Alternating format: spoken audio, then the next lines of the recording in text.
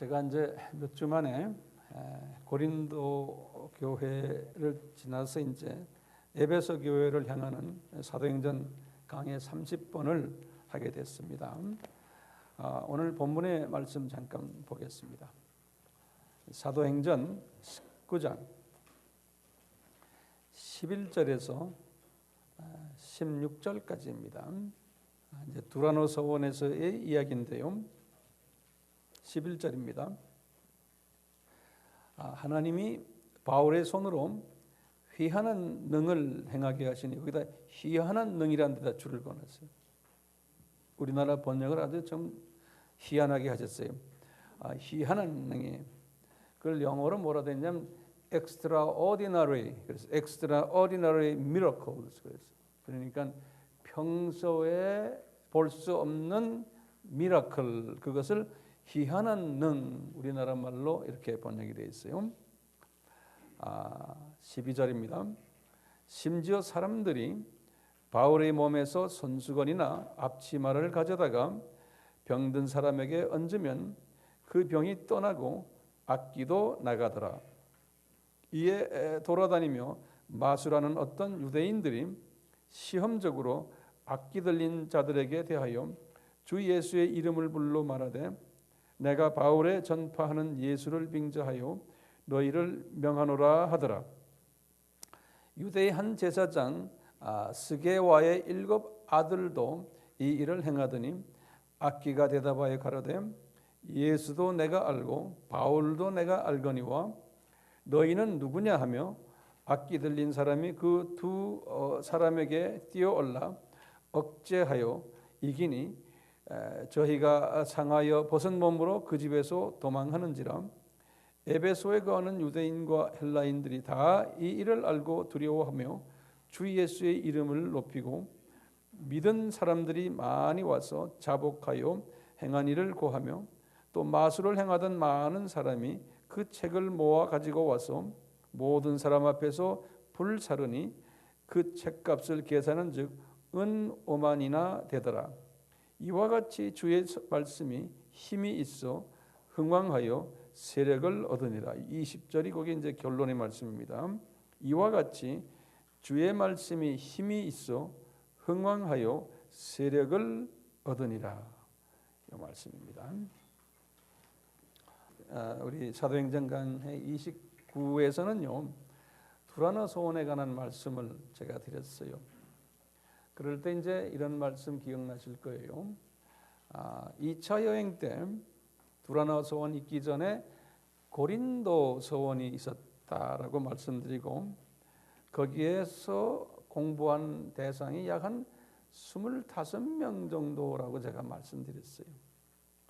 그리고는 이제 3차 여행에 들어와서 에베소에서 두라노 소원이 창립됐는데 여기서 공부한 사람들이 약 한 80명에서 85명 정도로 말씀을 드렸어요. 이 학교는 국제 학교였고 교육 방법은 예수님의 말씀을 강론하는 리저닝 한다는 말, 강론이라는 것은 리저닝 한다는 것은 변증법을 써가면서 예수님의 정체성을 설명해 주는 것을 강론한다 이렇게 해요. 그래서 2년 과정을 가졌는데 이제 여기에서 약 한 30명 정도를 로마로 선교사로 파송했어요. 2년 과정이 끝난 후에 이런 말씀을 제가 드렸고 그리고는 바울의 그 선교 모델을 제가 7가지로 말씀드린 기억이 있어요. 첫째는 도시 선교를 집중적으로 했다. 두 번째는 선교 센터를 설립해 가지고 지도자 훈련을 했다. 세 번째는 졸업생 중을 3가지로 분류했어요. 약 한 50%가 목회자로, 약 한 40%가 상주 선교사로, 그 중에 나중에 10%는 순회 선교사로 이렇게 구분을 시켰어요. 공부한 사람들 중에서. 그다음에 이제 네 번째로는요, 가정교회를 개척을 했어요. 이분들이 건물 짓는 것이 아니고 주로 가정교회를 개척했어요. 다섯 번째로 바울이 선교지를 재방문해 가지고 재교육을 시키는 일을 계속했어요. 그리고 여섯 번째로는 바울이 문서 문서로서 재교육을 시켰어요. 편지를 써가면서요. 마지막으로 일곱 번째는요, 이분의 선교 목표가 복음이 들어가지 않은 곳, 미전도 족속 복음화에 목표를 두고 이런 일을 했어요. 그리고는 지난 시간에 제가 마지막 부분에 이런 말씀했어요. 바울이 이렇게 열심히 했는데 이분이 순교 직전에 디모데 후서에서 주후 67년이죠. 이분이 이런 말을 해요. 아시아에서 그렇게 훈련을 많이 시키고 아시아의 교회들을 많이 개척했는데 아시아의 대부분 사람들이 다 나를 버렸다 그랬어요. 그렇게 정성 들였는데 디모데후서 1장 15절이에요. 그리고는 그 중에 특별히 바울에 대해서 나쁜 이야기를 한 사람들 몇 사람을 말씀을 해요. 누구냐? 부겔로와 허모게. 디모데후서 1장 15절에 그렇게 말했어요. 또 한 사람을 지적하기를 디모데후서 4장 14절에 또 지적해요. 누구냐? 구리장색 알렉산더, 이 사람을 또 지적하고, 그리고는 디모데 전서 1장 20절과 디모데 후서 2장 17절에 두 사람을 또 말해요. 후메네오와 빌레도, 이렇게 5명의 이름을 이렇게 직접 거론하는 그런 말씀이 있어요. 근데 이분들을 이렇게 자세히 들여다보면요, 이분들은 두라노 교회 출신들이 아니에요. 그러니까 바울에게 이렇게 직접 훈련받은 사람들이 아니기 때문에 아마 이렇게 딴소리를 했던 것 같아요. 바울을 공격을 했던 사람들인데요. 그런데 이제 두라노 서원 출신자들 중에서요, 출신자들이 대부분이 바울이 1차 투옥을 할 때, 주후 60년이에요. 이때 로마에도 같이 계셨던 분들이에요. 1차 투옥을 할 때도 같이 옆에 있었던 신실한 사람들인데, 두라노 교회 출신들 중에서도 바울을 떠난 분들이 있어요. 이분들은 왜 떠났는가? 그러면은 그 이유를 우리가 빌립보서 1장 17절에서 알 수가 있어요. 빌립보서 1장 17절에는 바울이 이런 말을 했어요. 빌립보 교인들에게, 지금 나와 같이 있는 여기서 로마에서 지금 있는 이 사람들이 전도를 열심히 하는데 대부분의 사람들이 순전치 못하게 전도한다는 거예요. 다툼으로. 한국말로는 다툼이라고 그러는데요, 영어 성경은 self ambition이라고 그랬어요. 다시 말하면 자기 욕심, 자기 영광, 자기 꿈. 그러니까 복음을 전하는데 예수님 이름으로 자기의 어떤 욕심을 가지고 전했다는 거예요. 그것을 바울은 순전치 못하다 그랬어요. 이러다 보니까 이분들은 바울을 이용해서, 예수님을 이용해서 이제 가정교회도 만들고 여기저기 만들며 자기 세력을 넓히는 데에 복음을 사용했다는 거예요. 그러다 보니까 때가 되니까 자기 세력이 어느 정도 되니까 다 바울을 떠나게 된 거예요. 바울이 필요 없는 거예요, 자기네들에게는. 이제 이렇게 떠나게 된 사람들, 그런 사람들은 바울의 영성이나 바울 신학이나 또는 바울 신앙이나 또는 바울 비전이나 바울 사상을 전수받지 못했던 거예요. 잠깐 바울과 같이 있었지만 그분의 그 영적 전통을, 그분의 그 영적 그릇을 전수받지 못했어요. 그러다 보니까 이런 사람들은 나중에 천국에 가면은 바울이 받는 상급에 동참할 수가 없는 걸로 우리가 이해가 돼요. 자, 그런데 이런 사람들도 있냐면 끝까지 바울과 동행했던 사람들이 있었어요. 그 사람들 이렇게 상세히 보면은 특히 4차 여행 때 바울이 편지를 쓴 것이 3편지를 썼거든요. 4차 여행 때. 이 말은 뭐냐면 1차 투옥에서 이제 추록해가지고 나와가지고 4차 여행을 할 때 바울을 계속 따라다녔던 사람이 있어요. 4차 여행 때. 요분들이 4차 여행이 언제죠? 63년에서 67년이죠. 이때 4차 여행을 할 때 바울이 쓴 편지가 디모데전서, 디도서, 디모데후서예요. 3편지를 썼는데 이 편지를 읽어보면요, 그 속에 바울과 같이 동행하면서 바울의 그 좋은 동역자가 된 사람들이 이름들이 나와요. 그러면 우리가 이제 이 사람들은 바울을 끝까지 따라다녔구나. 그래서 쭉 보면 약 한 20명 정도가 돼요. 이제 디모데 후서 4장 10절에서부터 쭉 밑으로 보면 그렇고요. 또 19절, 20절, 21절 또는 디도서 3장 12절, 13절 거기에 보면 쭉 그분들의 이름들이 나와요. 예를 들면 디모데, 누가, 실라, 마가, 디도, 그 다음에 두기고, 그레스게, 브리스길라, 아굴라, 오네시보로, 에라스도, 드로비모, 우블로, 부데, 리노, 글라우디아, 아데마, 세나, 아볼로 이런 사람들 이름들 나중에 성서에서 이제 보세요. 그러면 이분들은 바울과 계속 같이 간 사람들이구나 이렇게 볼 수가 있어요. 자, 그러면 질문이 하나가 나와요. 이들이 바울을 떠난 이유가 뭘까요? 하는 질문이에요. 다들 신실한 사람들인데 그러면 첫째가 이런 생각이 들어요. 이 사람들이 바울의 정체성을 잘 이해하지 못했다고 우리가 볼 수 있어요. 바울의 그 정체성을. 두 번째는 이분들이 바울의 사명도 이해를 잘 하지 못했다라고도 볼 수 있어요. 같이 지냈지만 또 세 번째는요.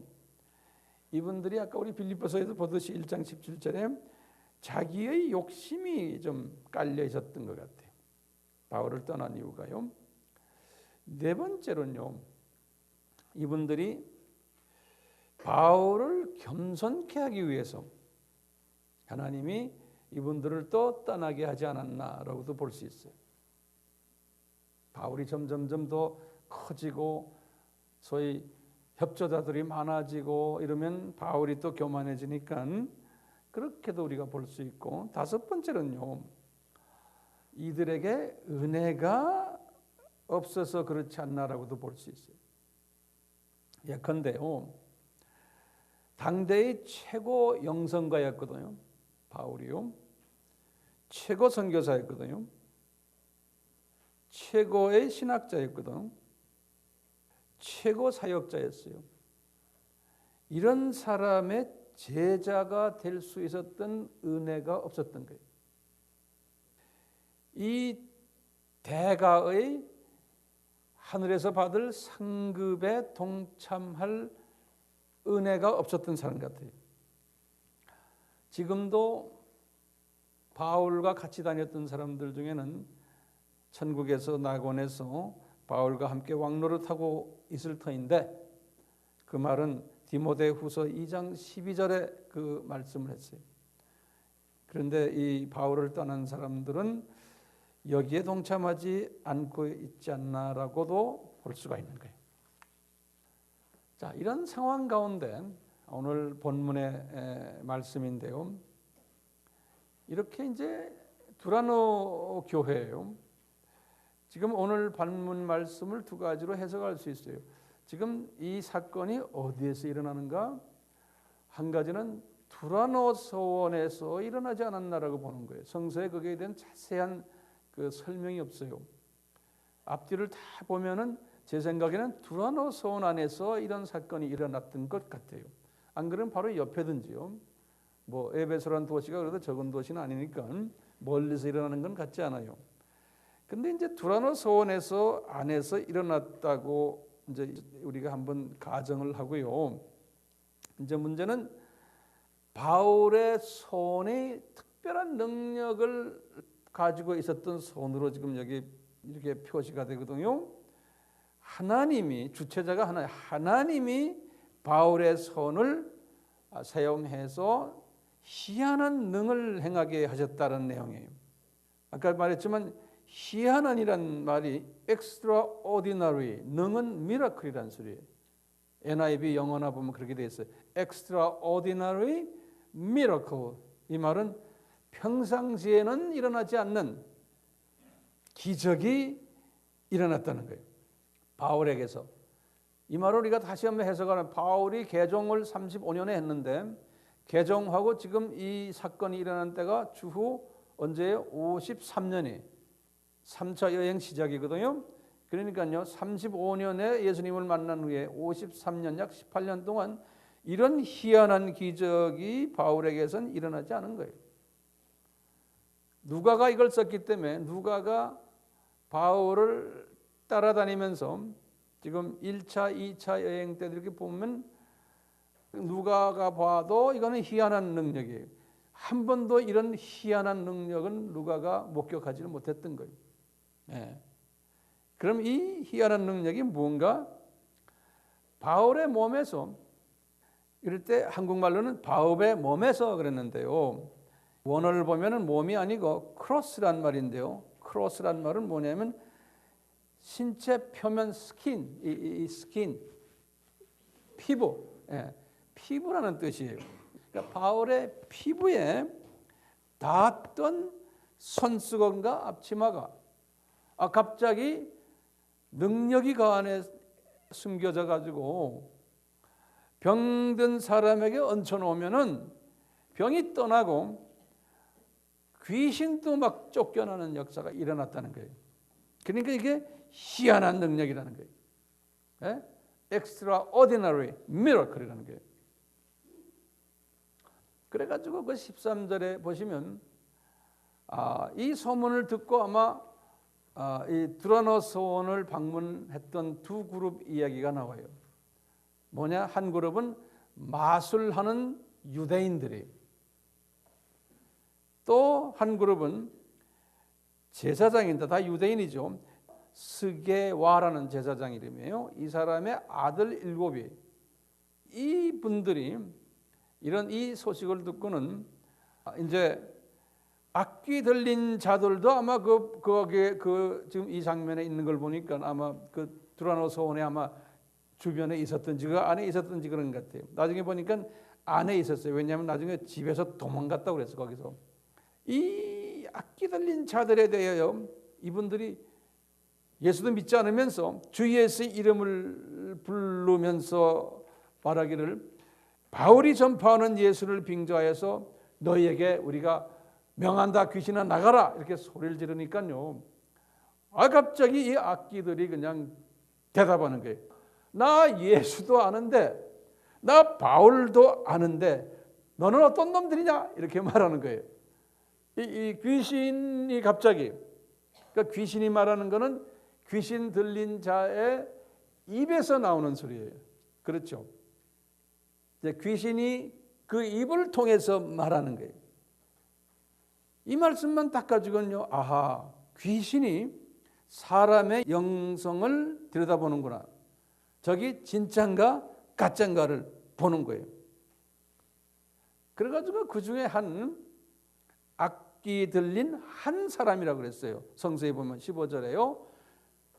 악기 들린 사람이 여러 명 있었는데 그 중에 한 악기 들린 사람이, 우리나라 성경은 그 두 사람에게 뛰어올라 그러는데 지금 두 사람이라는 말은 한국말로는 그렇게 되는데 제가 원어를 들여다봐도 두 사람이 아니에요. 둘이라는 말이 없어요. 그들에게 그랬어요. 복수로 돼 있어요. 복수. 그들에게. 그래서 보니까 지금 마술하는 유대인 그룹들과 그 다음에 제사장 스게와의 7 아들들에게라는, 그렇게 우리가 해석하면 더 나을 것 같아요.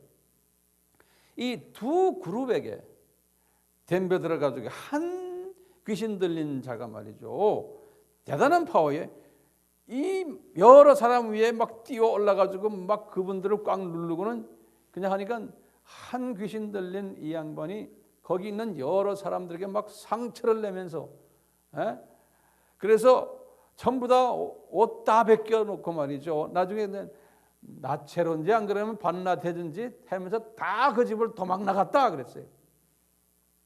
아주 재밌는 영화 장면이, 다 도망 나갔다는 거예요. 그래서 그 집에서 도망했다는 건 바깥에서 한 게 아니고 분명히 집안에서 이런 일이 일어났는데, 우리가 이제 아마 두라노 서원 안에서 이런 일이 일어나지 않았나 보는 거예요. 왜냐하면 계속해서 두라노 서원 이야기를 하면서 계속해서 이어진 스토리들이에요. 네. 자, 그러면 성서에 말이죠, 이렇게 귀신이 예수님을 들여다보면서 말한 장면 기억나요?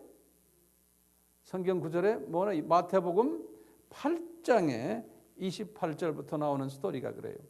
우리 알다시피 가다라 지방에 귀신 들린 2명이 있었는데 갑자기 예수님 지나가는 걸 보고는 당신 하나님의 아들입니다라는 말 있죠. 그러니까 귀신 들린 자의 입을 통해서 귀신이 말하는 거예요. 예수님을 보는 거예요. 그분이 하나님의 아들임을. 똑같이 사도행전 16장 17절에서 이제 우리 잘 아는 빌립보에서의 사건이에요. 저 많은 귀신 들린 요종. 그러니까 이 귀신 들린 요종이 말이죠, 말하기를 지금 옆에 있는 바울, 실라, 바나바, 누가, 디모데를 보고 그러는 거예요. 이 사람들은 지극히 높은 하나님의 종이라는 거예요. 그러면서 이 사람들은 구원의 길을 너에게 전하는 자라고 이렇게 그 여자가 말하는 거예요. 귀신 들린 여자가. 그러니까 귀신이 우리 바울이나 바나바나 디모데나 실라나 누가가 진짜 하나님의 종임을 말해주는 거예요. 이 사건 때문에 17절에 보면은 에베소의 복음화가 가속도가 붙었어요. 그래가지고는 유대인과 헬라인들이 말이죠, 이 소식을 듣고는 에베소에 있는 두려워해서 예수 믿는 사람들이 많이 나온 거예요. 예수의 이름을 높이고 18절에는 이들이 죄를 자백하고, 그런데 이 중에 많은 마술사가 18절에 보면 나와서 많은 마술사들이, 마술사라는 건 이제 점치는 사람들 이야기하겠죠, 회개하고 개종한 거예요. 이것은 이 도시에 마술사가 많았다는 소리예요. 그런데 이들이 회개하고 개종한 것뿐이 아니라 자기네가 쓰고 있던 자기네의 바이블이에요. 마술사들이 쓰는 바이블이에요. 자기네 책이에요. 이 책들을 여러 마술사들이니까 다 모은 거예요. 모아가지고 불살라 버린 거예요. 마술사들이 자기네 책을. 자기네가 의도적으로. 그 재밌는 이야기가 나와요. 그래서 그 책값들을 계산해 보니까 은 5만이었다 그러는 거예요. 은 5만. 그래서 제가 칠판에다가 도대체 은 5만 개가 무슨 가치가 있는가라고 제가 써드렸어요. 그건 좀 이따 나중에 제가 보겠어요. 은 5만 개. 그리고는 결론으로 이제 20절에 그런 게, 이와 같이 주의 말씀이 힘을 얻어가지고 흥왕하여 세력을 얻으니라 그랬어요. 이 말씀 사역이 능력 사역으로 연결돼 가지고 이 전도 사역, 선교 사역으로 열매 맺는 이야기예요. 오늘 본문의 말씀이. 자, 요 말씀을 가지고 제가 조금 더 깊이 있게 한번 정리를 좀 해드리고 싶어요. 우선요, 두라노 서원에 대해서 잠깐 좀 먼저 보기를 원합니다. 자, 이 두라노 서원, 또 영어로는 The School of Tyrannus 그래요. The School of Tyrannus. 그러니까 두라노의 학교다 이런 소리나 마찬가지예요. 근데 이 두라노라는 사람, 이 사람은 누군가? 근데 두라노라는 말이 우리 영어로도 tyrant라고 그랬어요. T-Y-R-A-N-T. 거기에서 나온 그 말이 티란트란 말에서 동의어가 아닌 거예요. 티란트란 말은 뭐냐면 군주나 또는 폭군이나 독재가 라는 소리거든요. 예. 그런 의미에서 이 사람이 그런 성품을 가진 사람이 아닌나라고 이제 추측을 하는 거예요. 그리고는 이분이 에베소 출신 철학자 아니었으면 교육가로 우리가 추정을 하는 거예요. 그러니까 이분의 학교가 이런 그 학교인데 철학을 가르치고 아마 윤리도덕을 가르치고 하는 그런 학교로 우리가 보고 있어요. 근데 바울이 왜 거길 갔느냐? 아마 이 학교가 시설도 좋고 그 에베소 쪽에 그 성지순례 가는 분들은 그 가이드가 저기에 두라노서 온 자리입니다 이렇게 말해주는 걸 아마 기억나는 분들도 있을 거예요. 꽤 건물이 컸었어요. 그런데 그 나라는 더우니까 중동 지역은 오전 중에만 수업을 주로 하는 거죠. 아침 9시부터 한 오전 정오까지. 아마 그 건물주가 시원한 시간에 요때에 사용하고 12시부터 오후 한 4, 5시까지는 대개 이제 공부를 안 해요. 그쪽 중동 사람들은. 이번에 내가 인도네시아 가도 그 무슬림 지역이 똑같이 그래요. 그래서 바울이 이 오후 더운 시간을 아마 임대를 했을 거라 우리가 보는 거예요. 대부분이 이제 동네 사람들은 다 잠자는 시간이 시에스타라고 그러죠. 그리고는 그 오후가 끝나고 저녁 시간은 전기가 없기 때문에 학습이 불가능하죠. 그래서 이제 밤 시간에는 없는데 그럼 밤 시간에는 뭐 했나? 바울이 우리 추정하기를 그분이 천막 만드는 일을 했을 거다라고 보는 거예요. 그러니까 바울이 쉬지를 않았던 사람이에요.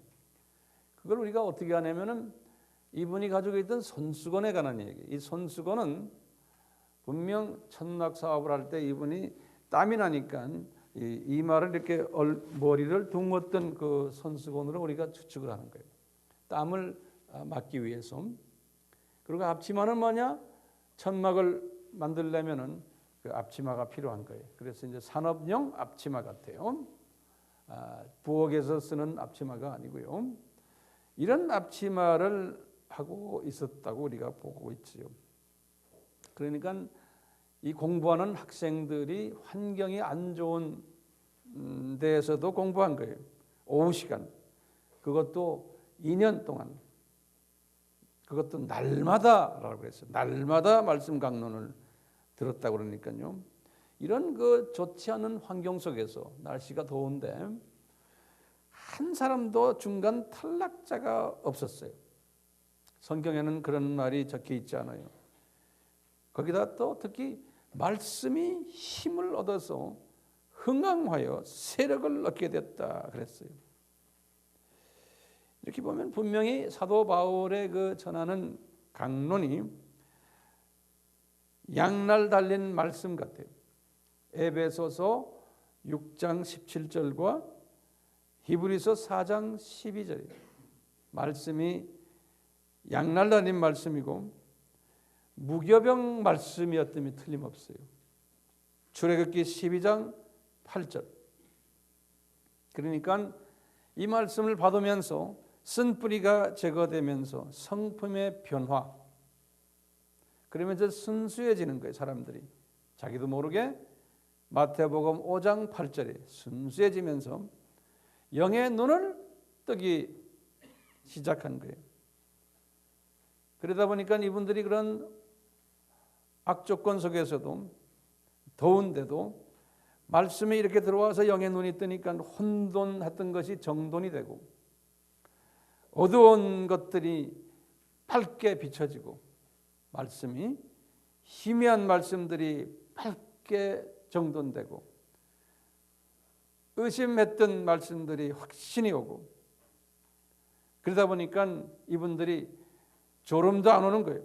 항상 깨어 있고 집중력이 있고 시간이 가는 줄을 모르는 거예요.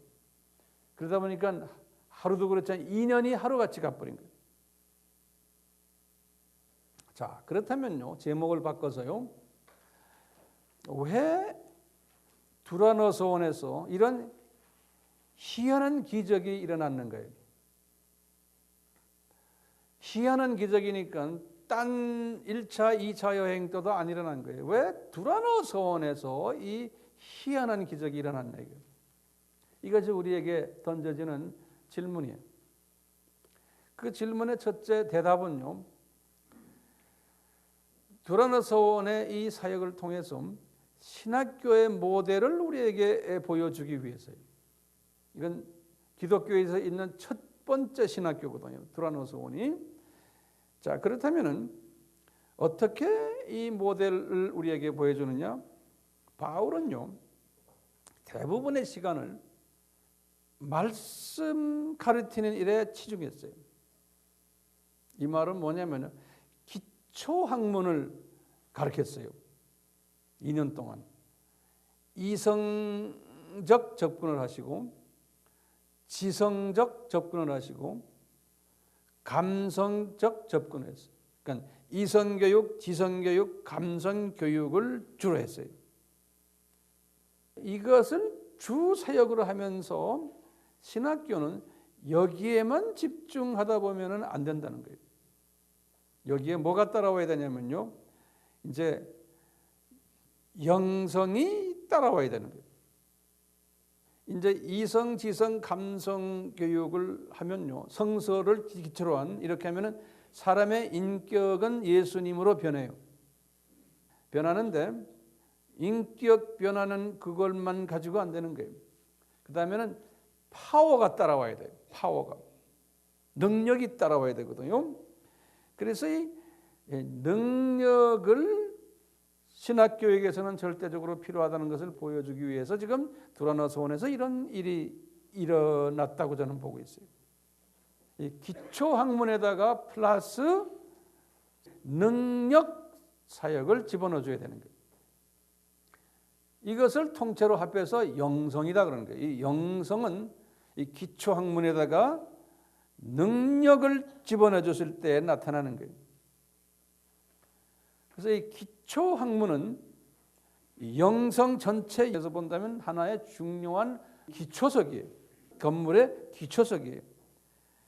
거기에 영성이 따라주지 않으면, 다시 말하면 하나님의 능력이 따라주지 않으면 건물이 없는 그냥 이 기초석만 있는 폐허같이 보여요.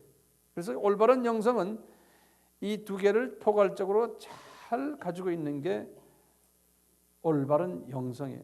그래서 이제 바울이 2년 동안 기초 학문 공부를 열심히 시켰어요.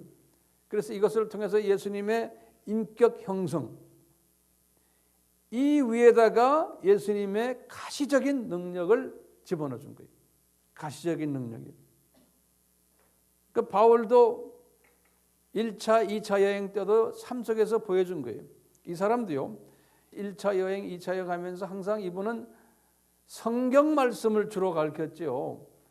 이 가시적인 능력을 나타내는 일은 웬만해서는 하질 않았어요. 하나님이 그렇게 그걸 허락하지 않았어요. 그래서 기초석을 닦는 일에 대부분의 시간을 보냈어요. 말씀 강론을 시킬 때는 아주 힘이 없는 연약한 사람처럼 하나님이 만드셨어요. 그래가지고 그 성경을 가르칠 때 유대인들이 와가지고 너희 이놈아 너 헛소리 하는구나, 너 우리가 믿는 하나님을 신성모독하는구나 막 돌로 치고 때리고 감옥에 넣을 때도 힘이 없는 사람이었어요. 말씀은 강한데 꼼짝 못했어요. 그분들이 공격을 할 때는 하나님께서 능력을 발휘하지 못하게 한 거예요. 그러다가 어떤 때가 되면 하나님이 때가 되면은 하나님의 방법으로 갑자기 능력을 집어넣어줘요. 그래가지고 깜짝 사람들이 놀라게 하는 가시적인 능력을 줄 때가 있어요. 예를 들면 1차 여행 때 바보에서 박스 엘리마를 그냥 소경으로 만드는 일을 했어요. 사도행전 13장 11절에 보면요, 2차 여행 때는 빌립보에서 저 많은 귀신 여종에게서 귀신 쫓아내는 일도 하시고, 16장이죠, 빌립보 감옥에서 지진이 일어나는 가시적인 기적도 일으키시고, 그래서 거기서 추록하잖아요. 이번 두라노 소원에서 지금 이 손수건과 앞치마 사건, 이런 일들은 가끔 일어나게 하시지 이것이 신학교육의 주사역은 아니라는 거예요. 주사역은 뭐예요? 말씀 공부하는 것이 주사역이라는 거예요. 이것을 보여주기 위해서, 신학교의 모델을 보여주기 위해서 지금 하나님께서 지금 이런 사건을 보여주는 거예요. 두 번째 이유는 크리스천 영적 지도자의 모델을 보여주기 위해서입니다. 크리스천 영적 지도자도 이 기초 사역에 강해야 되는 거예요. 말씀 사역에. 그래가지고 인격이 변한 후에 그 다음에 능력을 부여받아야 되는 거예요. 세 번째로는요, 이런 영적 지도자를 통해서 말씀에 힘이 있고 지상 사명을 감당할 수 있는 거예요. 그러니까 말씀에 강하고 플러스 영적 능력을 받은 사람을 통해서 지상 사명의 모델이 만들어지는 거예요. 이 세 이유 때문에 하나님이 지금 두라노 소원에서 신학교에요, 이런 일을 일어나게 하셨던 것 같아요.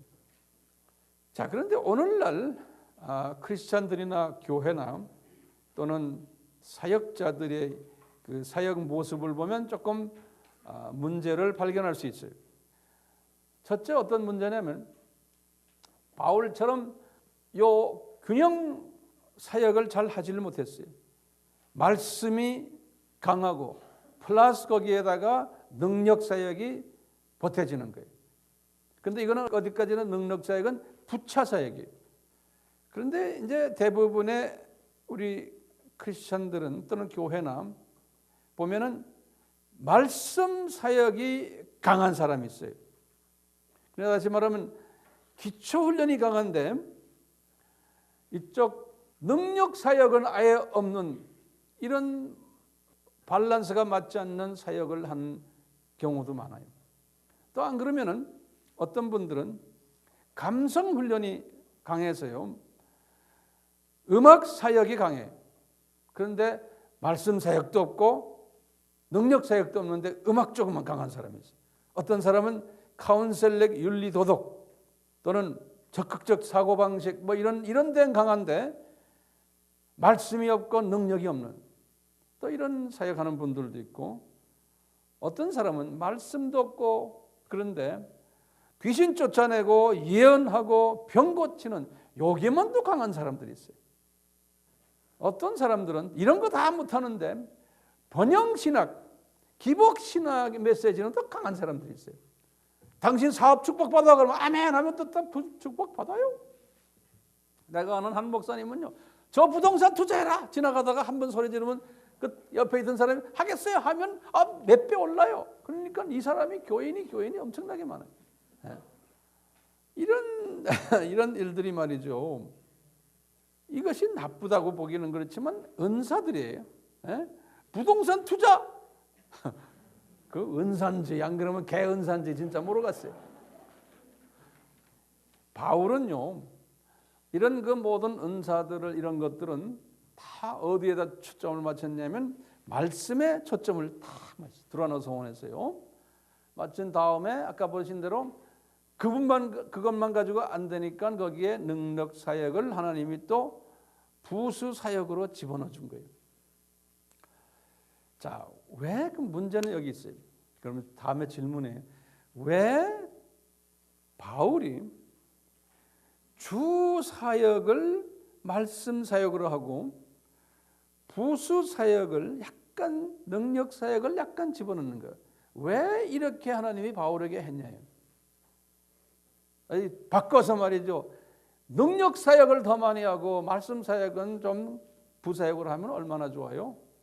그러면 사람들이 막 덤빌 텐데 뭐 복음 전하기도 얼마나 편해요? 예? 보세요. 그냥 뭐 손수건 사건 가지고 그냥 뭐 별난 사람이 다 회개하고 덤벼드는데 왜 이런 식으로 안 하시나 이거예요. 힘들게 말씀 사역을 하네. 힘들게 사람들 2년을 해도 별 변화가 있을까 말까 하는 이런 말씀 사역을 왜 이런 식으로 하냐 이거예요. 이건 아주 우리에게 던져지는 아주 중요한 질문이에요. 그러면 거기에 대한 대답을 제가 드릴게요. 이유는 이게 피조물의 약점이기 때문에 피조물의 약점이. 우리 피조물들은 하나님이 보시기에 말씀 없이 능력 사역을 치중하다 보면은 사역자가 변질된다는 거예요. 바울도 변질될 수 있었어요. 이 능력 사역의 특징이 뭐냐면요. 귀신 들린 자, 병자, 가난한 자, 이 사람들이 가장 헐깃해하는 사역이 능력 사역이에요. 왜냐? 이게 눈에 보이기 때문에 그래요. 그것뿐입니까? 이들의 필요를 채워주는 사역이에요. 병이 지금 막 들어서 죽게 생겼는데 기도하니까 막 낫는 거예요. 가족 중에 귀신 들렸는데 막 쫓아내니까 막 귀신이 쫓겨나는 거예요. 그러니까 얼마나 홀깃한 사역이에요. 네? 홀깃한 사역이니까 두 번째가 뭐가 따라오냐면요. 사람들은 자연히 이 사역자를 높이게 되고 존귀하게 여기고 대단한 종으로 취급하고 심지어는 예수님의 진정한 종으로 취급하게 되는 거예요. 그러다 보면 어떤 일이 일어나나 많은 군중들이 모이게 되는 거예요. 그 사람만 나타나면 그 사람 집회는 뭐 몇천 명은 그냥 기본이고 몇만 명, 수십만 명씩만 모이는 거예요. 그러다 보니까 이런 사람이 교회를 하나 오픈하면 하루아침에 교인이 뭐 몇천 명, 수만 명이 되는 거예요. 막 사람들이 와서 울고불고 하고 그러면 뭐가 따라와요? 헌금이 따라오는 거예요. 재물이 따라오고 명예가 따라오고 권력이 따라오게 돼 있는 거예요. 그러면은 처음에는 이런 사람들은 말씀에 강하고 이러다가도 이런 것이 자기 주위에 많게 생기면 재물이 명예 권력이 따라오면 서서히 변질되게 되는 거예요. 자기가 스스로 나는 대단한 인물이구나 이렇게 되면서 사람들이 많이 모이니까 자기도 모르게 이제 변질되기 시작하는 거예요. 그게 피조물의 한계점이에요. 그러면 이분이 설교하거나 성경을 가르칠 때는 듣는 사람들은 저분 빨리 병자를 위해서 기도해 주기만 기다리는 거예요. 예? 저분 빨리 예언해 주기만 위해서 기다리는 거예요. 주일날 오는 것도요. 그러다니까 어떻게 돼요? 예수님의 정체성이 서서히 변질되기 시작하는 거예요. 예수님은 병 고치는 분으로만 알고 있는 거예요. 예수님은 복 주시는 분으로만 알고 있는 거예요. 예수님은 귀신 쫓으시는 분으로만 알고 있는 거예요. 내 소원 성취해 주시는 분, 내 문제 해결해 주시는 분으로만 알고 있는 게 문제라는 거예요. 예수님이 그런 분이세요. 그렇지만 그렇게만으로 알고 있는데 문제가 있는 거예요. 이 예수님의 정체성에 문제가 생기는 거예요. 이게 은사 중심 교회들이 가지고 있는 문제점들이 뭐 우리나라만이 아니고요. 지금 미국에도 이런 목사님들이 많고 제3세계에 가면 이런 목사님들이 상당히 많아요. 특히 아프리카 쪽도 가도요. 몇만 명씩 막 모이는 교회들 보면 목사님이 이런 카리스마가 있는 거예요. 인도네시아 이번에 가는데도 뭐 한 5만 명 모이는 교회가 있다는 거예요. 그런 교회들이 있거든요. 가보면 다 이런 카리스마가 있는 거예요. 그러니까 사람들이 민도가 낮으니까요. 그래서 이렇게 하면 확 모이는 거예요. 그러니까 대단한 교회가 된 거예요. 지금 미국에 이런 걸 잘하는 목사님이 제가 이름은 거론하지 않겠지만 여러분도 이름 되면 다 아는 분이에요. 우리나라에 와서도 집회를 했는데 이분은 전 세계를 다니면서 그냥 이 무대에다가 사람들 놓고 뭐 휠체어 타는 사람들 기도하면 다 나았다 그러고 뭐 별난 기적들이 다 일어나요. 제가 웹사이트에 한번 들어가서 이 사람을 딱 보니까 그 사람에 대해서 이제 유튜브 알죠? 나도 몰랐는데 유튜브에 들어가서 그분 이야기에 대해서 막 나와요. 그래서 내가 이렇게 보니까 그분 가까이에 있던 몇몇 분들이 이제 그분의 그 약한 부분을 폭로하는 막 그런 기사들도 있더라고요. 근데 거기 보니까 이분이 어디 집회를 가면은 호텔에 들어가면 호텔이 얼마짜리 호텔 들어가냐면은 보통 싼 것이 2,000불이고요. 하루 저녁에 비싼 때는 5,000불씩 내고 들어간대요. 하루 저녁 호텔 값이. 그래서 그 어느 호텔에서 5,000불 내고 뭐 딱 영수증까지 착착착 거기 유튜브에 나와요. 그리고 이 사람은 자기 가족들하고 베버리 힐이나 이런 데 쇼핑 가면은 보통 가면 2,000불, 3,000불, 5,000불 그냥 막 쓴대요. 그걸 다 이제 그 본부에서 돈을 지급한대요. 자동차도 롤스로이 타고 다니고 집도 뭐 엄청난 큰 집에 하여튼 이러고 타고 다닌대요. 초창기는 안 그랬겠죠? 이렇게 커지면 그렇게 되는 거예요. 그러니까 이 사람은 눈이 어디가 있어요? 이 세상에 가 있는 거예요. 병자들이 앉아있는 좋은 병자들은 한 달에 10만 원 가지고 사는 사람들, 그것도 없는 5만 원 갖고 사는 사람들이 그냥 깔려있는 그 사람들의 헌금 걷어가지고 그렇게 사는 거예요. 우리나라에도 유명한 목사님들, 과거 제가 보면은 지금은 모르겠지만 과거 우리나라에 차가 없을 때도 80년대 90년대만 해도요 외제차를 타고 다니더라고요. 우리나라의 그 유명 목사님들 보니까 저도 그 차를 몇 번 타고 같이 다녔어요. 외제차를 타고 다녀요. 비싼 차. 왜 그렇습니까? 다들 그래요. 이렇게 서서히 자기도 모르게 변질되는 거예요. 그리고는 유튜브에 보니까 이런 말이에요. 그게 아니기를 바라지만요. 나와서 병 나은 사람들 간증하는 사람들은 미리 다 정해놓는데 무대 뒤에서 다 해서 나갈 사람들 정해놓고 나와서 말하는 거에 다 가르쳐준대요. 이러지 않기를 바라지만 이 사역이 이런 사역으로 전문화가 되어버리면요. 말씀 없이. 근데 말씀은 예수님 할렐루야, 예수님 하였습니다, 프레이즈, 예수님 찬양합니다 하지만 그거 가지고 되는 게 아니에요. 누가 보면 진짜 예수님이 하는 것 같지만 알고 보면 악령이 하는 거예요. 자, 그러면 왜 바울은 이런 사역을 주 사역으로 하지 않게 했어요? 주님께서 바울의 사역을 보면 이런 사역으로 주 사역을 하지 않았어요. 그렇죠? 한마디로 말하면 왜 바울은 말씀 사역을 치중하고 요 능력 사역은 가끔가다 하다가 그것 때문에 핍박을 받게 만들어놨어요. 그 능력 사역을 하는 것으로 인해서 이번에도 이분이 드로노스원에서 이제 쫓겨나가지고 에베소를 떠나게 돼버렸어요. 이것 때문에 이런 일들이 자꾸 일어나니까요. 왜 그럴까요? 왜 바울에게는 이런 능력 사역을 주 사역으로 못하게 할까요? 이유는 뭐예요? 정답이 뭐예요? 정답은 하나님이, 예수님이 바울을 사랑하시기 때문에 그런 거예요. 네. 바울이 사람이기 때문에 변질시키면 안 되잖아요. 그렇기 때문에 하나님이 바울을 힘든 말씀 사역에 치중하도록 하고 가끔 가다가 능력 사역을 하도록 한 거예요. 그래서 이 말씀 사역을 할 때는 능력 없는 사람처럼 만들어 버렸어요. 그래서요 매도맞게 하고 핍박받고 투옥당하고 그것뿐입니까? 바울 자신도요 병도 있어요. 육체의 가시가 고린도후서 13장 7절에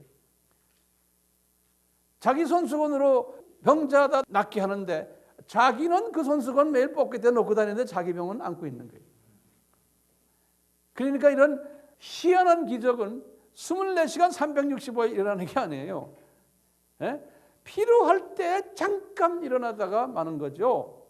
그걸 계속 하는 게 아니에요. 하나님이 그렇게 하질 않았어요. 주님이 바울을 사랑하시기 때문에 주님께서 이 바울을 이런 사역을 하도록 한 거예요. 예수님이 이미 이런 사역을 가지고서 많은 목사들이나 신부들이나 이 성직자들이 변질될 것을 예언하셨어요. 우리 잘 아는 마태복음 7장 15절에서 22절을 보면 나와요. 예수님이 예언하신 게 산상수훈에서 겉으로는 양의 옷을 입었지만 속은 노략질하는 이리의 마음인데 이 사람들이 주여 주여 하면서 주님 앞에서 나중에 이런 말 할 거는 거예요. 우리가 주의 이름으로 선지자 노릇하고 주의 이름으로 귀신 쫓아내고 주의 이름으로 많은 권능을 행치 아니했습니까? 라고 자기한테 말할 때 이런 사람 많이 나올 거예요. 그럴 때 예수님이 나는 네가 밝히 말하노니 도무지 누군지 모르겠다. 예수님이 예언하신 거예요. 왜요? 예수님의 이름으로 이런 능력 사역을 한다는 거예요. 근데 그것 때는 예수님이 모른다니까 누구 능력을 한 거예요? 귀신의 능력, 사탄의 능력, 마귀의 능력으로 하는 사람들이 많이 나올 것을 예수님이 예언하셨어요. 그러니까 이런 능력을 베푸면서요, 돈이 많이 생기고 유명세 타고 권력이 생기고 벌써 그런 거 하면서 숨어 있지 않고 벌써 자동차 종류 바꾸고 집 종류 바꾸고 벌써 이게 돈 많이 생기고 이러면은 그건 뭐예요? 누구요? 그거는 악령이 하는 거예요. 바울도 할 수 있는데 하나님 못하게 하신 거예요. 성서에 그렇게 해가지고 유명인사 된 사람 없어요. 다 해놓고는 주님이 숨겨버려요. 그걸로 해서 사람 많이 모으고 이런 거 하면 주님이 그러잖아요. 마태복음 7장에 지금 이것은 참놈이 하는 거다. 그러면서 이분이 그랬어요. 21절에 나더러 주여 주여 하는 자마다 천국에 들어가지 못하고 아버지의 뜻대로 하는 자만 들어간다는 거예요. 그러니까 이런 사람들은 이걸 지금 우리가 직설적으로 해석하면은 구원이 없다는 거예요. 어떤 분들은 대부분 이렇게 말하지만 어떤 분들은 상급 상실했다라고도 보는 그렇게 해석하는 분들도 있어요. 자, 그렇다면은 왜 능력 사역은 그러면 바울에게 허락하셨나 이게? 이런 위험도가 있는데. 자, 그럼 뭐라고 대답해야 돼요? 정답은 이거예요. 이 능력 사역은 우리 오늘 본문에서도 보겠지만 예수님의 정체성을 알려주기 위한 도구로 사용하는 거예요. 말씀을 강화시키기 위한 도구로 사용하는 거예요. 또 바울이 진정한 예수님의 종임을 보여주기 위한 도구로 사용하는 거예요. 또 사람들이 회개하고 구원받게 하기 위한 도구로 사용하는 거예요.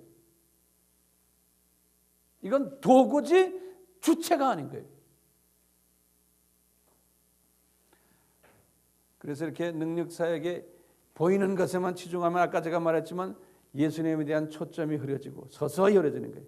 처음에는 예수님이 할렐루야 예수님 하셨다 찬양합니다 하지만 설설설설 변질되기 시작하는 거예요. 예수님 이름을 이용하면서도 변질되기 시작하는 거예요. 그러니까 이 사람들이 교회에 나오는 것이 집회에 나오는 것이 뭐냐? 이 세상 복 받기 위해서 보이는 것, 병 고침을 받기 위해서 예언 받기 위해서 이렇게 자꾸 교회에 나오는 거예요. 그러니까 예언 사역을 강하게 하다 보면 교회 나오는 목적이 예언 받기 위해서는 게 점쟁이한테 나오는 식으로 이렇게 돼버리는 거예요. 그러니까 기독론이 점점 변질되거나 약화되는 거예요. 그러다가 변질돼 버리는 거예요. 이게 마귀의 전략이에요. 그렇기 때문에 이제 두라노 서원에서 바울의 축기 사역이 이제 일어났지만요. 바울이 직접 귀신을 쫓아낸 게 아니에요. 오늘 본문 보세요. 바울이 귀신 쫓아냈습니까? 아니에요.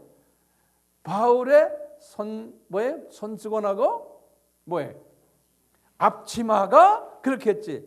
바울이 말씀 사역에만 집중하다가 보니까 그런 일이 부수적으로 일어난 거지 바울이 한 것이 아니에요. 죽기 사역이 일어나니까요, 바울이 하지도 않았는데요. 어떻게 됐냐면요, 나중에 예수의 이름으로 이렇게 한번 해보자는 그룹들이 있었죠. 유대인 그룹들이. 그거 하니까 무슨 사건이 일어났어요? 바울은 좀 가만히 있는데 이 악귀들이 이 유대인들과 싸움하는 거예요. 지네끼리 싸움하는 거예요. 바울은 가만히 있는데요. 그것 때문에 회개 사건이 일어나고 개종한 사건도 일어난 거예요. 그러니까요, 우리가 할 일은 뭐예요? 말씀 사역에만 집중하고 있으면 주님께서 나머지 일들은 다 하시는 거예요.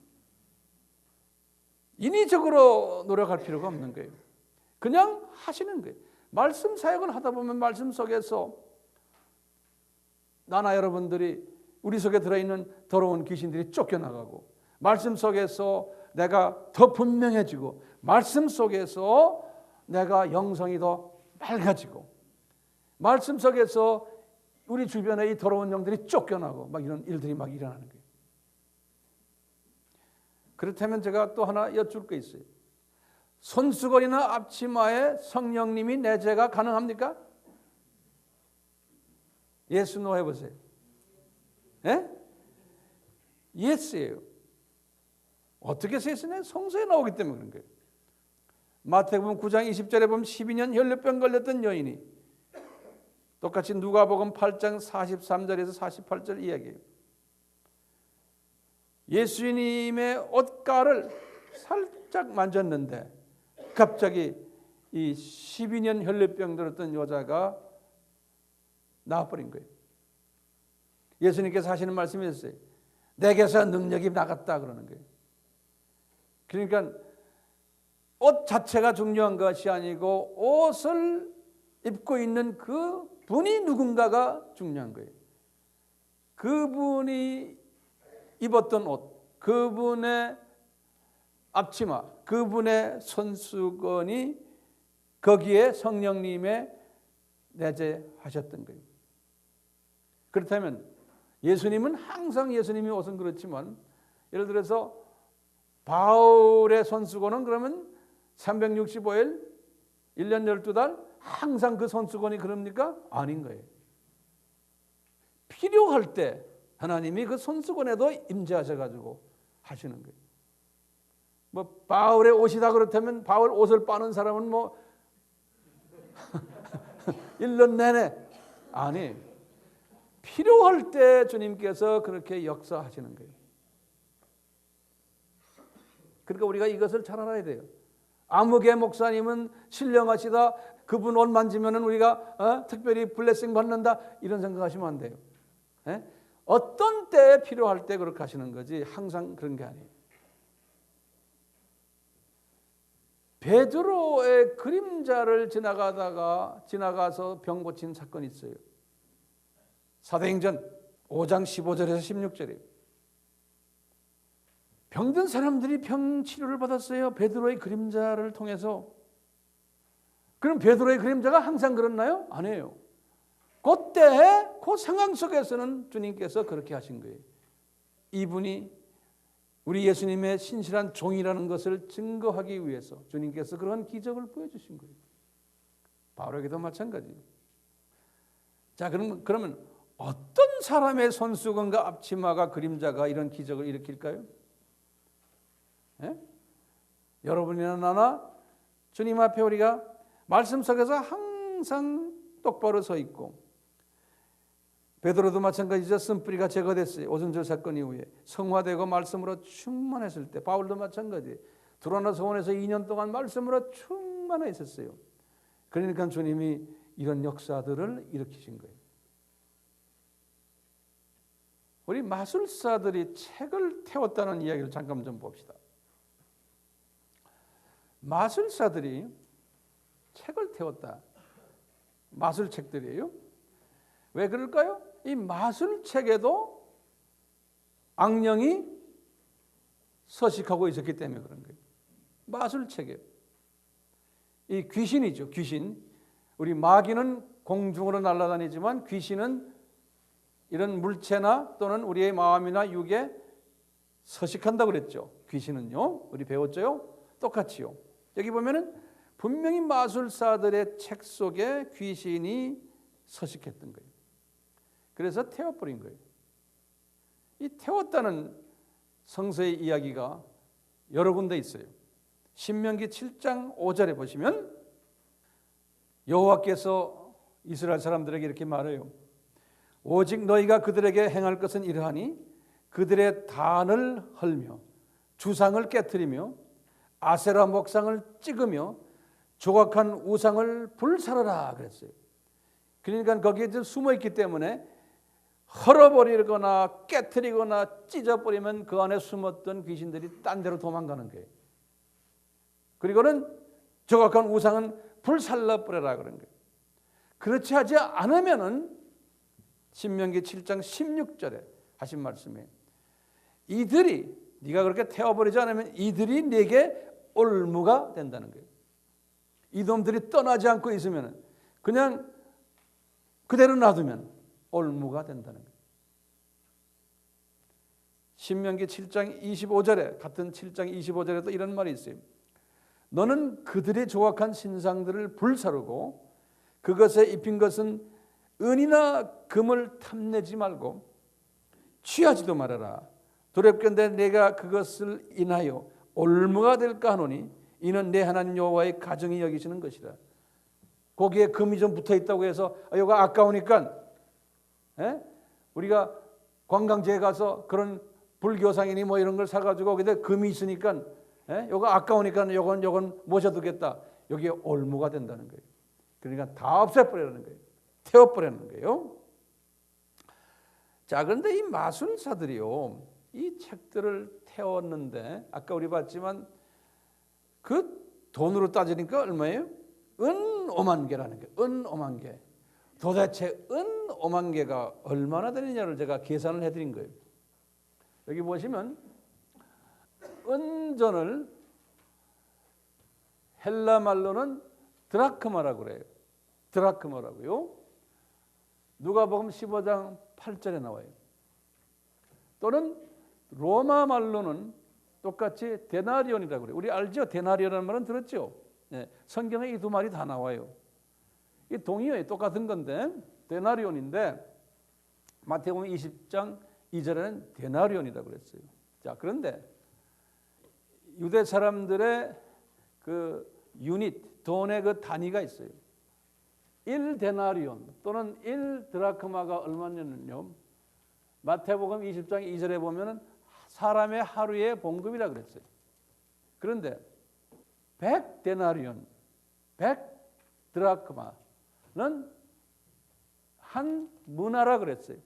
이 문화란 말은 누가복음 19장 13절에 나와요. 60문화는 한 달란트인 거예요. 그러니까 우리가 달란트는 대단한 액수예요. 마태복음 25장 15절에 나오는 달란트예요. 그러면 한 달란트는 몇 드라크마일까? 몇 데나리오니까 계산해 보니까 쉽죠? 60에다가 100을 곱하는 거예요. 곱하면은 6천 데나리온이에요. 그렇죠? 6천 데나리온인데 이것을 365일이 1년이니까 365일로 나눠보면은 약 16년의 봉급이 한 탈란트가.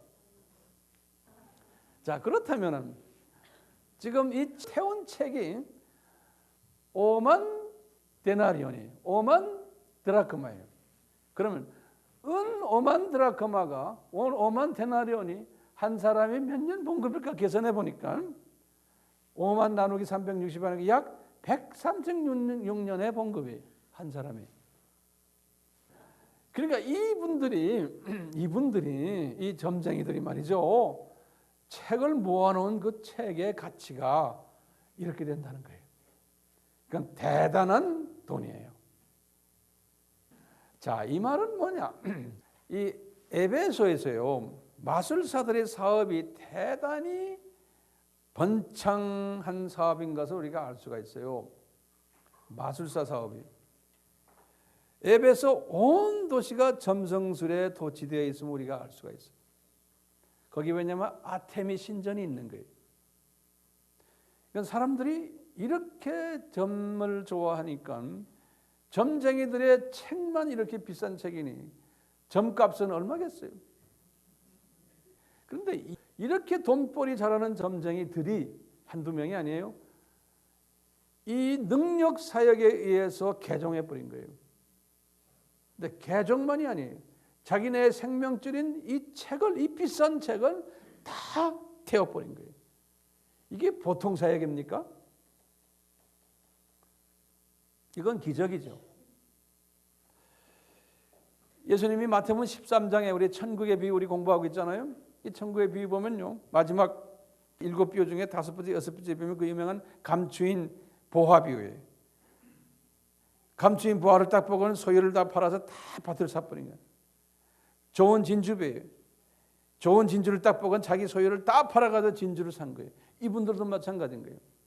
복음을 딱 잡고 보니까 이 자기네 이 비즈니스가 이건 아무것도 아니구나. 완전히 결단하고는 다 태워버리고는 예수님에게 간 사람들이에요. 이런 사람들이 우리에게도 있어야 되는 거예요. 이 가치관의 변화예요. 어떤 분들은 그러죠. 그거 태우지 말고 팔아가지고 헌금하면 되지 않습니까? 그러는 거예요. 주님은 그런 헌금 안 받는 거예요. 자, 그 다음에 몇 마디만 좀 더 해드릴게요. 이 귀신 쫓는 이야기예요. 이 마가복음 16장에 보면요, 16장 17절에는 그랬어요. 믿는 자들에게는 이런 표적이 따르리니 곧 저희가 내 이름으로 귀신을 쫓아내며 그랬어요. 근데 이것은 일반 성도들에게 그게 안 되는 이야기예요. 근데 어떤 사람이 되면은, 어떤 믿음을 가지면은 귀신 쫓아낼 수 있을까요? 이건 여러분들이 좀 아셔야 돼요. 여러분들 다 알 수 있는데 믿음이 없어요. 어떤 믿음인가? 예수님의 정체성에 대한 믿음이에요. 이것이 없는 거예요. 어떤 정체성이냐? 구체적으로 말하자면 첫째는 예수님이 귀신보다 세시다라는 믿음이에요. 요 믿음이 없다고요. 요 믿음이 없으니까 지 아무리 기도해도 안 되는 거예요. 그러면 있어요? 그런데 있어요 하면서도 의심하는 거예요. 또. 두 번째 믿음은요, 예수님의 이름을 귀신이 두려워한다는 믿음이에요. 이것이 단순한 믿음들인데 이런 믿음이 우리가 없는 거예요. 세 번째는요, 예수님의 이름을 마음속 깊은 곳에서 부를 때 예수님이 실행하신다는 믿음이에요. 입으로만 해서는 실행 안 해서 예수님이 마음속 깊은 데서 내가 부를 때 예수님이 실행하세요. 네 번째는요, 나는 내 실력으로는 귀신을 쫓아낼 수 없다고 고백하는 믿음이에요. 요 믿음만 있으면 돼요. 자, 그런데 본문에서는 마술사들이나 제사장의 7 아들들은 이 믿음이 없었던 거예요. 이 예수님에 대한 정체성이 없었어요. 그냥 입으로만 떠들다 보니까 한바탕 얻어맞은 거예요. 그놈들에게요. 자, 그러면 믿음이 나올게 제목을 쓰세요. 믿음의 4단계가 있어요. 첫째 단계는 뭐냐면요, 예수님을 은혜로 믿는 거예요. 그러면 구원받는 믿음이에요. 에베소서 2장 8절이에요. 구원을 주는 믿음이에요. 두 번째 단계는요, 귀신 쫓아내는 믿음이에요. 병자 고치는 믿음이에요. 지금 마가복음 16장 17절이에요. 이거는 은사의 믿음이에요. 병자 고치고 귀신 쫓아내고 이런 믿음들이. 세 번째 믿음은 뭐냐? 이거보다 한 단계 위에요. 초자연적 능력 행하는 믿음이에요. 예수님이 이렇게 했어요. 너희들이 믿고 의심치 않으면 산을 들어서 바다로 던진다고 그랬어요. 이 믿음은요, 이 초자연적인 믿음이거든요. 이런 믿음은 마태복음 21장 21절에서 22절에 나와요. 마지막 네 번째 믿음이 있어요. 네 번째 믿음은 뭐냐면 시각에 변화를 주는 믿음이에요. 히브리서 11장의 믿음이에요. 이 히브리서 11장의 믿음이 뭐냐? 첫째는 우리는 이 세상이 우리의 나그네 세상이라는 믿음이 여기 13절에 나와요. 13절에. 두 번째는 본향을 사모하는 믿음이 이건 16절에 나와요. 그리고는 본향에 가면 상급을 준다는 믿음이 이건 6절에 나와요. 이것이 시각의 변화의 믿음이 최고의 믿음이에요. 그렇죠? 제가 믿음을 네 가지로 줬죠. 단계별로. 첫째가 구원 믿음, 그 다음에 귀신 병자 고치고 귀신 쫓아내는 믿음, 세 번째는 초자연적인 능력의 믿음, 네 번째는 뭐예요? 시각을 변화시키는 믿음이. 그런데요, 누구나 구원, 크리스찬들은 다 첫 번째 구원의 믿음은 다 가지고 있어요. 그러니까 구원받은 거예요. 그런데 두 번째, 세 번째의 믿음은 거기에만 머물러 있으면 안 되는 거예요.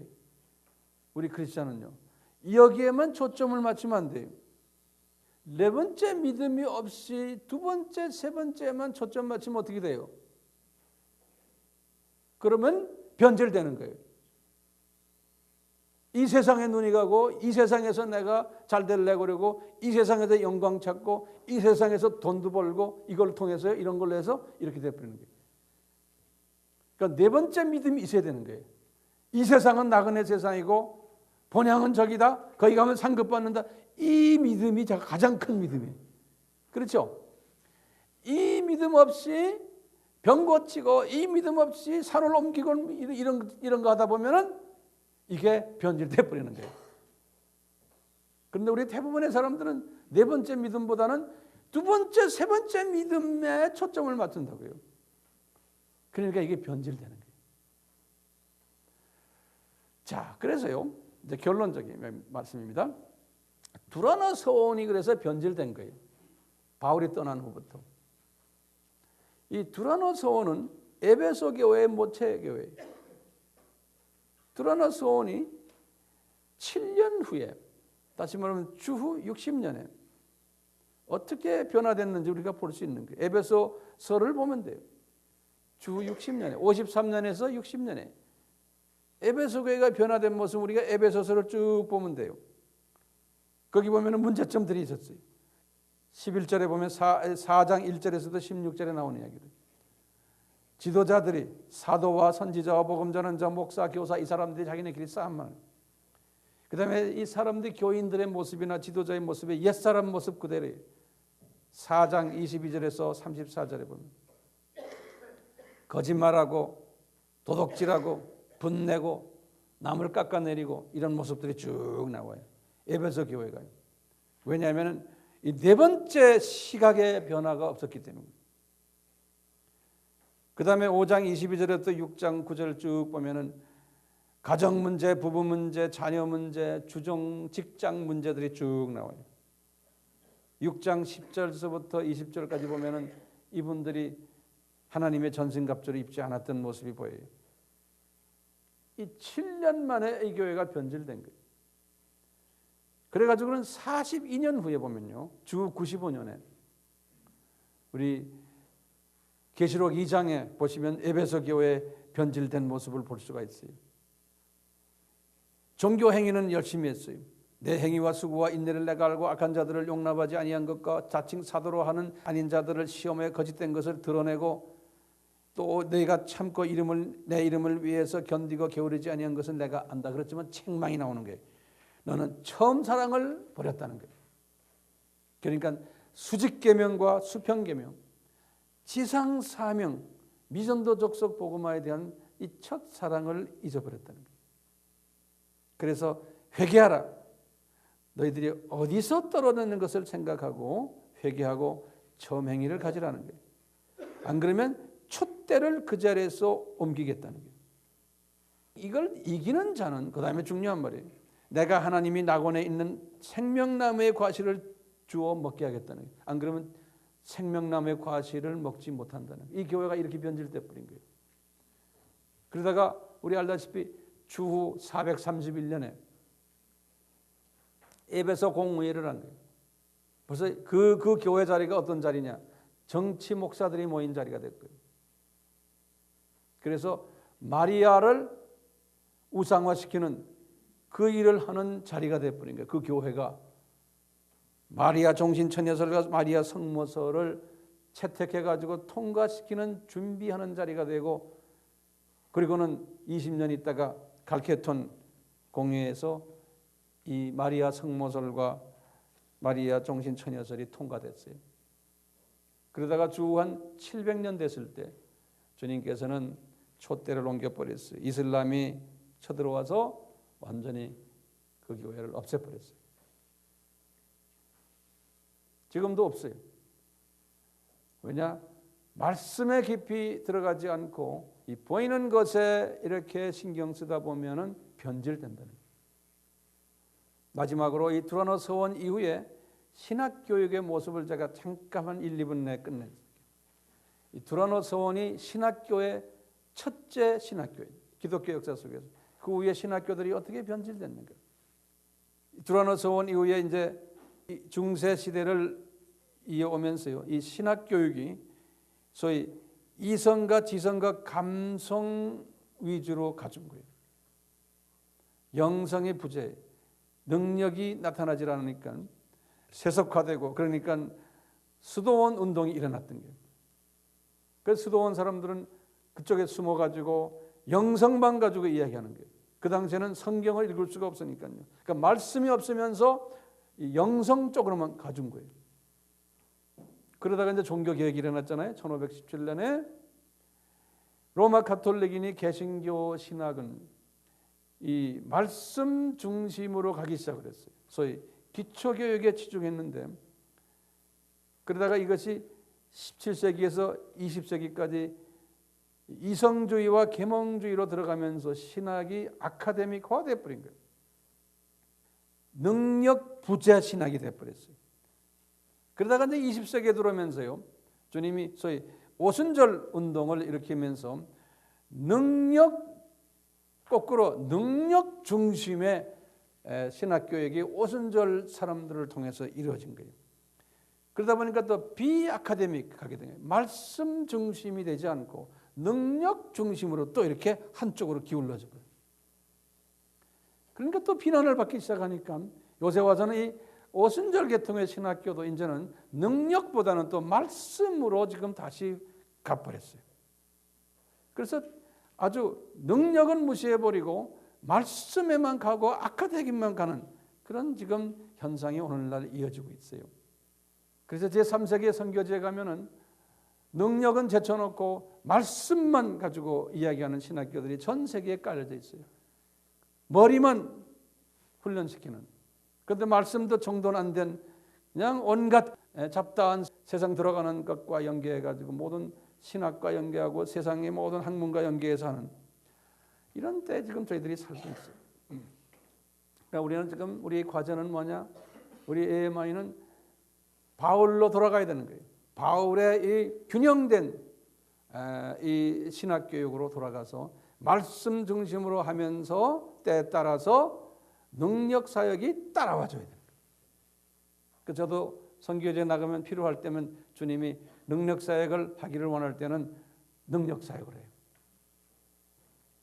기도하고 병자 고치고 귀신 쫓아내고 막 이렇게 손만 얹으면 다 자빠지고 막 그냥 토하고 막 귀신 쫓 이런 일들이 막 일어나요. 그렇지만 그것은 매번 하는 게 아니에요. 그럴 때가 있어요. 여러분들도 이런 사역을 해주시길 바랍니다. 네? 네. 오늘 긴 이야기인데 이 두라노 서원과 관계돼서 그 바울 신학의 그 흐름을 한번 우리가 점검해봤어요. 자, 우리 같이 기도합시다.